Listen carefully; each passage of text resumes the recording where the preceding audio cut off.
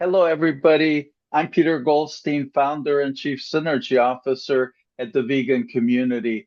And I am so excited to share with you a conversation with my dear friend, Linda Middlesworth, who's been advocating for veganism for 40 years. Linda's absolutely amazing. She's both a health instructor certified with PCRM, as well as a leading advocate and activist in the Sacramento, California area. So, welcome, Linda. Well, thank you, Peter. I'm so glad to be here with you. Well, thank you. So, you've been doing advocacy work for 40 years now. What's the difference between teaching someone to go vegan and teaching someone to advocate for veganism? Well, just teaching someone to go vegan is a form of advocacy, but you have to do it correctly or it backfires. Exactly. And that backfiring thing is what we want to address, right, Linda?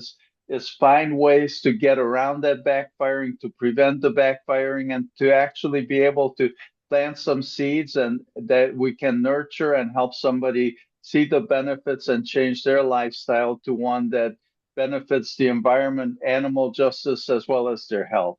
Yes, all three. All three. Well, thank you, Linda.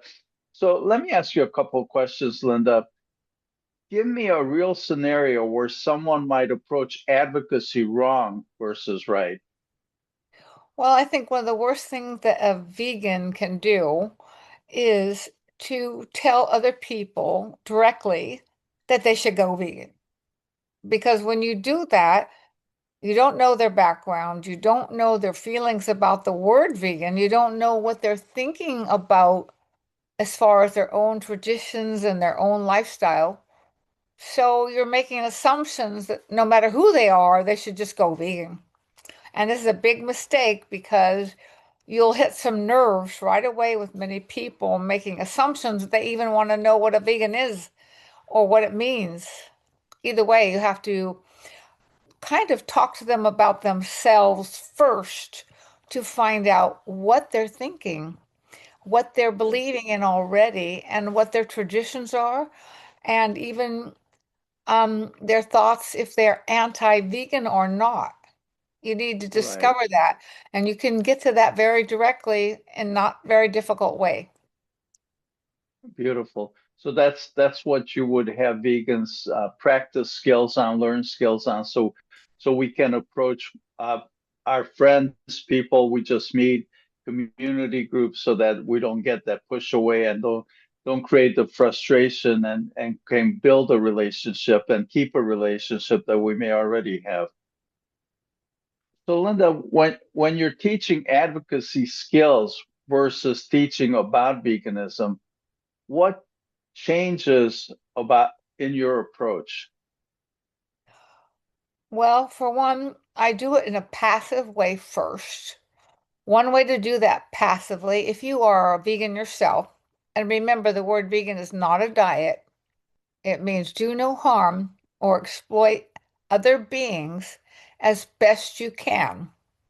Now, even saying that to somebody, they say, "Oh, you're not a vegan. You kill animals all the time. You kill ants and bugs and you run over things and with your car." But the reason that that isn't okay is because we didn't say we're perfect. We didn't say we don't kill anything. We just say we are doing it the best we can. So that already negates that thought in their mind that, oh, you're already not a vegan. I hear that all the time. Oh, you plant crops and you kill animals all the time. Well, you plant a whole lot more animal crops, I mean, food crops to feed to animals than you do for feeding humans. So it is not an argument they can win. But the main thing is to first do it passively like I do. How do I do it passively? Well, just even standing in line at a bank or a grocery store, I'm wearing a hat. It says vegan on it. I get so many comments, good, bad, negative, positive, from just wearing the word vegan somewhere on my shirt, my earrings, my hat, whatever. Um, and this starts a conversation. So already I know their view on veganism. They'll either say, "Oh, I could never do that." Well, that starts a great conversation. I just say, "Oh, you know what? I said that too 40 years ago." When somebody told me I needed to go vegan, I said, "You are crazy. There's no way I'm going vegan. I love my cheese. Oh, I love my cheese so much." And well, what they don't know, and I didn't know either, is that cheese is an opiate. Dr. Neil Bernard will tell you it's like crack. And so, Right. yes, it's hard to give up your cheese because it's meant to make a baby cow be addicted to the mom and come back and drink the milk. We're not baby cows. We think we are. Most mammals give Yeah. up milk by the time they're 2 years old from their mama. So, anyway, I start from that. And if they say, I'm already vegan, I say, oh, great, join our group, join the vegan community. Because we are advocating for veganism to the world and we need to promote this to the world. We don't have much time. We already have climate change moving on our mass extinction. We have to start this now. We are getting unhealthier. In fact, in the United Yes. States, we are one of the unhealthiest groups of all nations because of what we eat. We eat more animal products than most every Absolutely. other nation. So yeah, Yeah. you have to find out where they are, and that one way passively is to wear something that says vegan on it. It works. Yeah. That's just one way. Beautiful. That's beautiful. So meeting people where they are is an important concept that we as vegans need to keep in mind when we're looking to advocate for veganism. Um, yeah, that's wonderful, and you're doing such an amazing job with that. Um, so let me ask you another question. What specific skills, in addition to meeting people where they are, would someone need to be an effective advocate that they might not naturally have? So, uh, can you elaborate on that? What do you see as skills that you'd like to see more vegans have so they can be effective and fulfilled advocates? Well, I have to say I'm lucky in one way. Not everybody is like me. I'm a loudmouth. I like to talk. I like to talk to people all the time about anything. And so I'm not shy at all. So this really helps me. But if you are not like me, if you're kind of a quiet, reserved person and you don't want to upset anybody else, so you never ever mention that you are vegan, or you don't even wear a vegan shirt or hat because you don't want to upset the boat. I understand that. But there are ways for you to help with this whole project by when you go to a potluck, bring the best tasting food you ever could make that you know everybody likes ahead of time. That's vegan. And that will say, oh, this is so good. Can I have the recipe? That kind of vegan potluck. I mean, food for the potluck. And you'll be surprised how you can initiate the conversation that way by saying it's vegan. The other way you can do it is you can have, like, when meet people and they show even the slightest amount of interest in what vegan is, after I tell them that it's not a diet, they say, well, what is it? Well, then I tell them it's about not harming or exploiting others best you can. Beautiful. And then they say, well, how do I do that? Well, that's my cue to tell them to watch two of my favorite movies I ask people to watch. One is What the Health with my boss, Dr. Neil Barnard, in there, who explains how and why we should be eating plants rather than animals. And it gives you the health perspective. And then the second movie, because it's really shocking, I tell them, I know you might not make it through, but at least watch 15 minutes of the animal part of this, of what happens to animals. It's called Dominion. So I hand that out on my business card all the time, those two movies, um, because if they watch those two movies, which I find that they always watch What the Health, they can't watch very much of Dominion because it's not easy. It's about what really is going on in the world, how we farm and confine animals and kill them. So it's not easy to watch.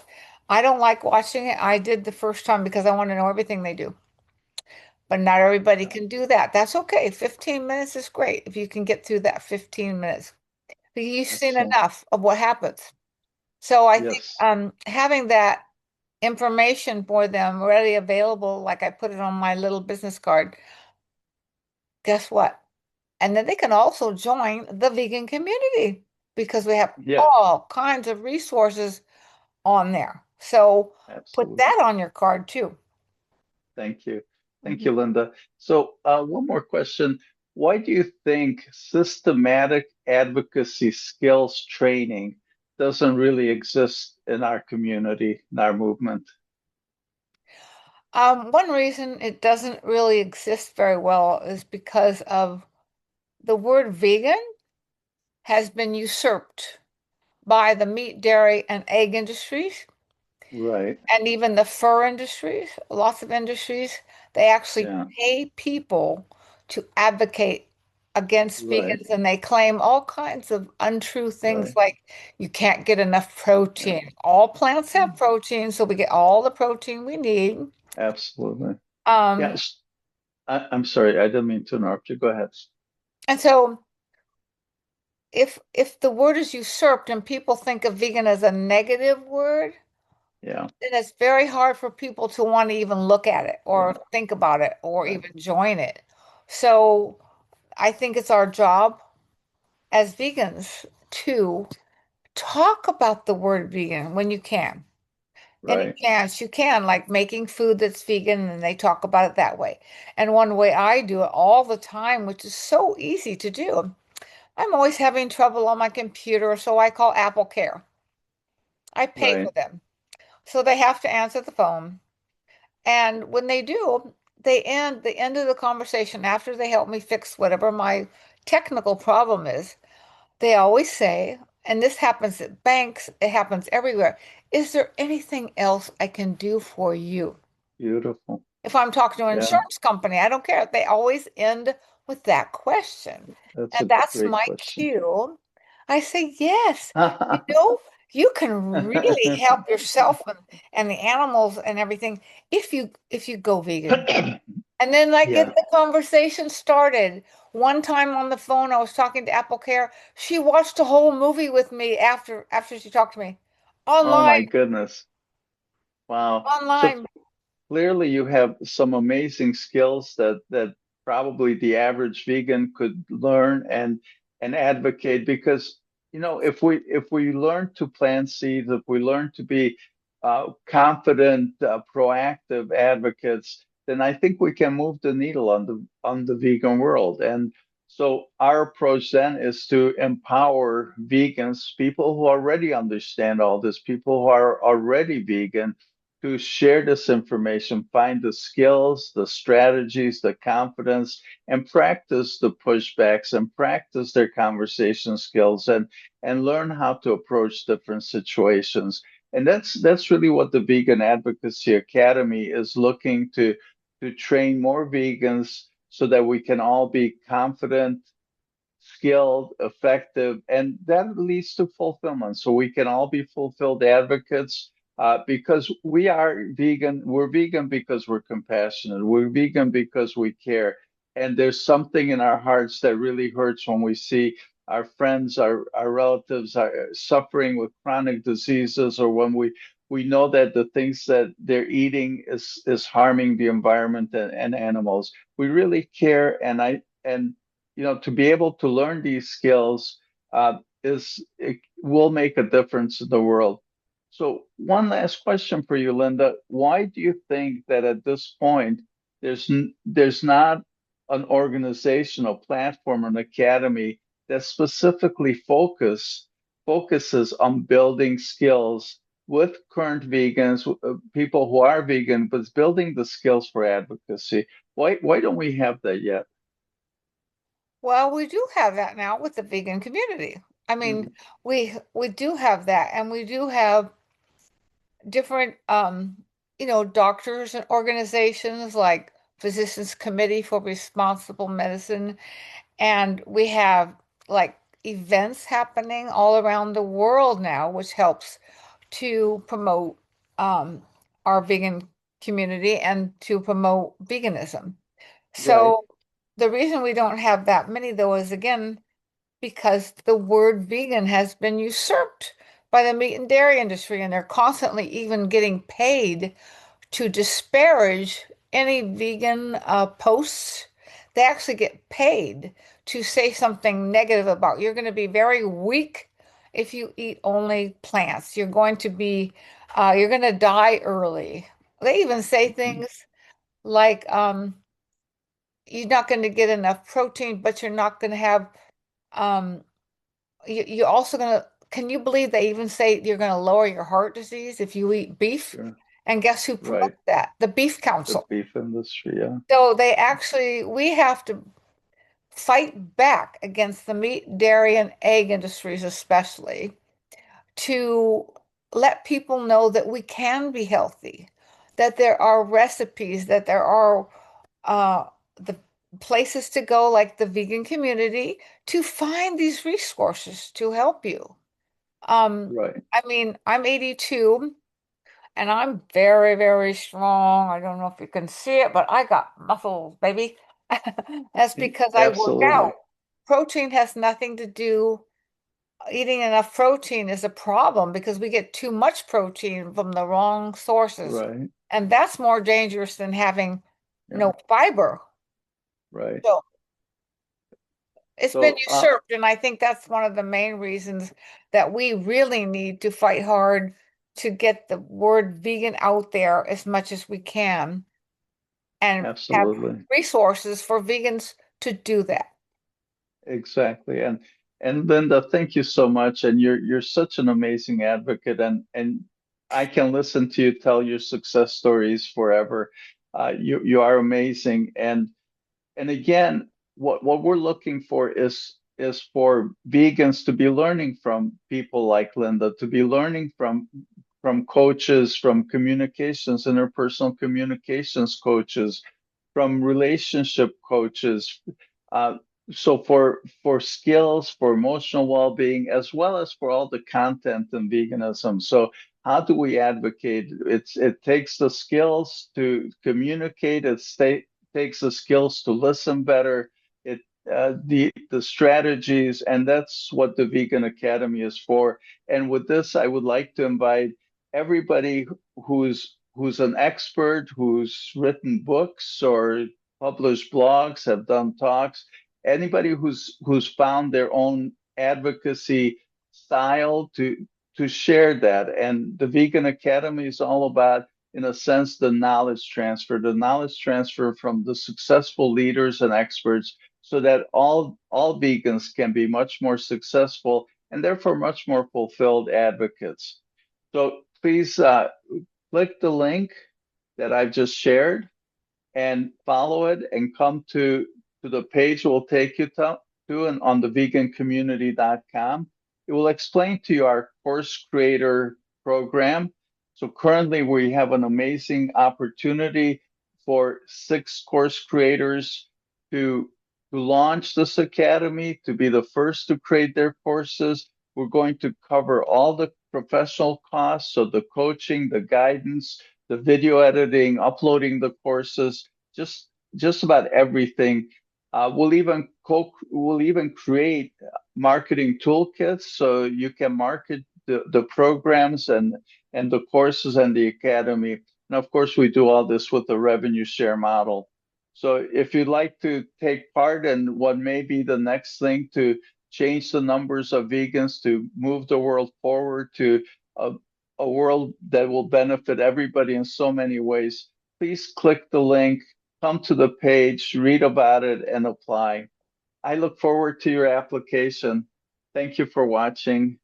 Thank you, Thank Linda, you, so Peter. much for being with us. Thank You you, are Peter. so amazing and such an advocate, such a wonderful vegan, and such a strong person, such an example to all for what's possible in life. Thank you, Peter. I appreciate that. Thank you, Linda. Thank you, everybody. We'll see you later. Bye. Bye.